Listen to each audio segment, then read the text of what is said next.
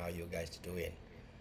Assalamualaikum warahmatullahi wabarakatuh. Jumat Mubarak. Hari ini sebenarnya ini dah video lama, tapi kayaknya saya pengen sekali membahasnya dari dulu-dulu, nggak ada waktu. Ini hari Jumat, jadi kita record pakai Mac aja. Anu, anunya bagus mikrofonnya ini. Ini Pak Cik yang ngomong, yang menolak kenyataan bahwa ekspor import beras dari Indonesia dan juga menghina menteri. Banyak hal yang saya mau bahas ini ya. Yang saya mau bahas itu tindakan KBRI dengan orang-orang. Kalau menurut saya orang-orang seperti ini, seperti yang kemarin Malaysia Hub ya, yang menghina Presiden Indonesia Pak Prabowo, mengedit foto beliau dengan gambaran kepala pakai kerudung, baju Zionis Israel. Itu sudah kelewat batas mulai dari sini. Yang saya pertanyakan ya, KBRI di Malaysia itu punya nggak tim khusus yang melacak hal-hal begini? Ini udah apa? Udah menurut saya udah eh, melanggar undang-undang IT, bisa dituntut. Kalau nggak mau terlibat, peringatkan pemerintah Malaysia, biar pemerintah Malaysia mendatangi beliau ini ya, contohnya. Mari kita sebut, mungkin sebagian teman udah tahu, untuk sekadar pengingat, mudah-mudahan ini bisa kita lihat, kita reaction aja video ini, kita perhatian. Kalau bodoh jangan jadi menteri. Orang Indonesia 300 juta kenapa pilih orang bodoh menjadi menteri? Takut lah lawak adalah. Takut dia kata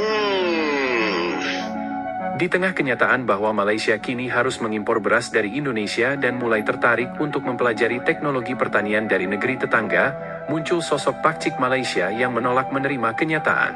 Ia tak bisa menerima bahwa Indonesia, yang dulu kerap diremehkan, kini telah berkembang pesat dan menjadi salah satu negara dengan sektor pertanian termaju di Asia Tenggara. Pakcik tersebut justru merespons dengan hinaan dan merendahkan pernyataan Menteri Pertanian Indonesia. Namun, hal ini dibalas cerdas sama warga Indonesia kepada Pakcik tersebut. Kekaguman perubahan khasnya teknologi pertanian di Indonesia ini, terutama penghasilan padi yang berlipat ganda. Irigasi pompa Irkom kita kenal, mereka akan kirim timnya belajar di Indonesia. Saat ini kita surplus di saat negara sahabat, negara tetangga Malaysia, Filipina dan Jepang kesulitan pangan. Itu kebanggaan kita. Itu dari Bupati Laut penyebabnya apa ya Pak?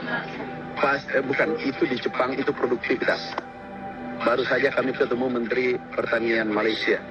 Itu produktivitas karena ada climate change, perubahan iklim. Kemudian kita mengantisipasi kemarin perubahan iklim itu dengan langkah cepat.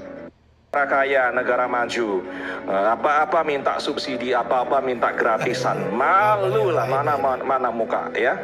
Terima kasih. Sikap Pakcik yang emosional dan enggan menerima kenyataan tersebut akhirnya jadi bahan diskusi hangat di media sosial.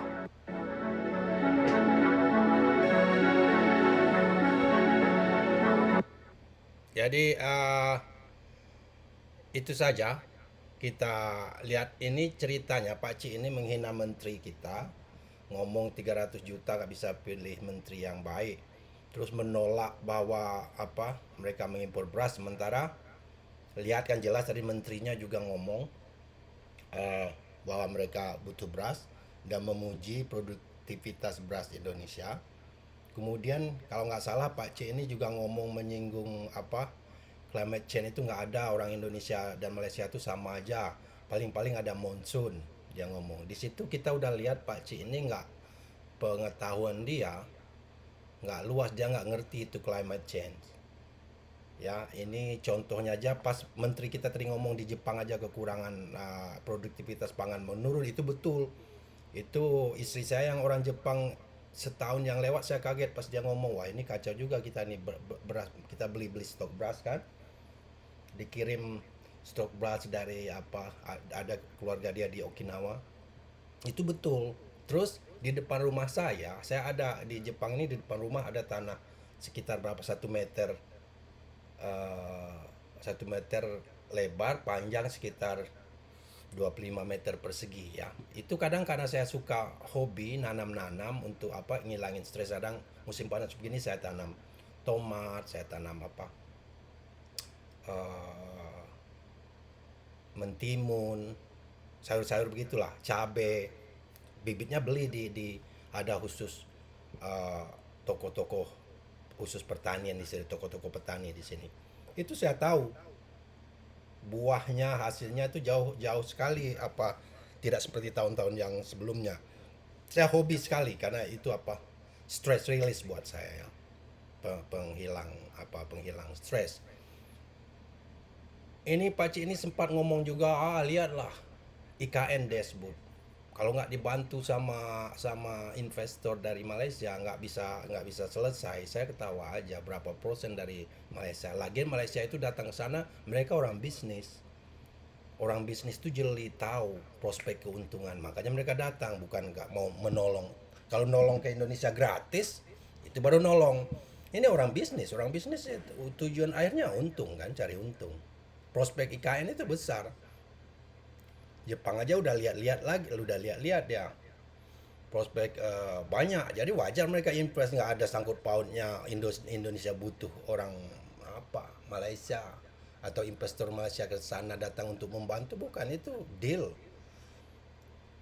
antara mereka, itu memang murni bisnis ya. Dia menilai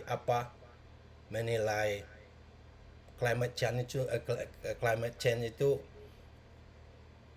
perubahan iklim itu sempit sekali cara dia nilai. Oh, Indonesia Malaysia itu sama aja, paling-paling ada monsun. Dia nggak ngerti itu climate change, perubahan iklim itu, sanggup koar-koar. Nah, poin yang akan saya bahas di sini itu tugas KBRI lah. Janganlah dibiarin orang-orang seperti penghinaan presiden kemarin dengan foto, kan jelas medianya Malaysian Hub. Paling nggak di warning atau gimana ya, seperti begini kan. Kalau mereka memang pintar nggak masalah. Ini mereka pengetahuannya sempit, bisa kita baca orangnya, komentarnya seolah-olah dia tahu segalanya ya. Ini kita lucu-lucuin aja gimana mereka menunjukkan kebodohan dengan rasa sombong. Jepang kurang produktivitas pangan, betul. Habis kemarin dilanda badai monsun, padi itu banyak jatuh.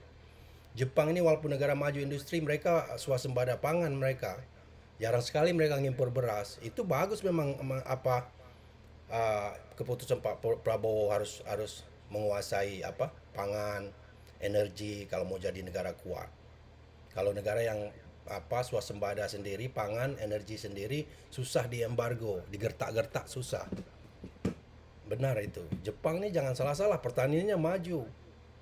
Nanti suatu saat saya saya suka surfing, pergi ke daerah Chiba ya hari Minggu. Itu sepanjang jalan pertanian modern, padi, sawah-sawah orang Jepang. Ya, mereka pas musim begini aja panennya, nanti musim dingin udah nggak bisa lagi bertani di sini. Ya jelas sekali nih Pak Cik ini emosional. Orang udah dibantah dengan video tadi yang ada menterinya datang, terus dia nggak punya berhak ngomong orang Indonesia bodoh, pilih menteri bodoh. Menteri itu udah diseleksi, dia punya kapasitas jadi menteri. Seolah-olah dia tahu. Di situ lihat sekali apanya ya, denial syndrome. Betul itu. Kenapa? Karena kenyataan mereka butuh beras dari Indonesia. Kenyataan menteri mereka datang ke Indonesia itu menyentuh ego dia. Ya, menyentuh harga diri dia yang selama ini merasa superiority kompleknya keluar. Mereka nggak pernah bisa menerima Indonesia itu maju. Ya. Dan nanti saya lihat lagi banyak minion baru. Itu mereka yang menurut saya hampir sama aja dengan Pak Cik ini. Mereka baru merantau ke Malaysia, merasa Malaysia itu segalanya. Boleh berantau ke sana kalau sudah merantau ke sana ya. Ngapain kalian harus jadi pengkhianat ya untuk terkenal, untuk mencari tambahan uang umpamanya. Itu nggak jelas sekali. Itu Pak Cik tadi itu menurut saya ya orang yang orang tua yang wawasan singkat, merasa pintar, terus punya ego yang tinggi, makanya dia ngomong begitu tadi, ngomong orang hampir 300 juta orang Indonesia bodoh. Di situ aja lihat sekali apa dia, denial syndrome, ya kan. Begitu saja untuk bahasan yang ini. Terima kasih yang sudah subscribe. Nanti kalau ada waktu saya upload video lagi. Ini timnas kita kayaknya udah persiapan, nggak ada pemain-pemain yang sudah biasa main seperti Marcelino, Hapner. Sementara timnas Malaysia itu mereka pakai semua pemain-pemain yang pernah main di senior. Ada 3 itu. Jadi Indonesia jangan anggap enteng juga itu. Nanti kecolongan. Jangan suka anggap enteng kan. Target utama kita di grup kita itu Malaysia. Kalau bisa janganlah kalah ya. Begitu menurut saya. Thank you for watching. Bye bye. See you next time.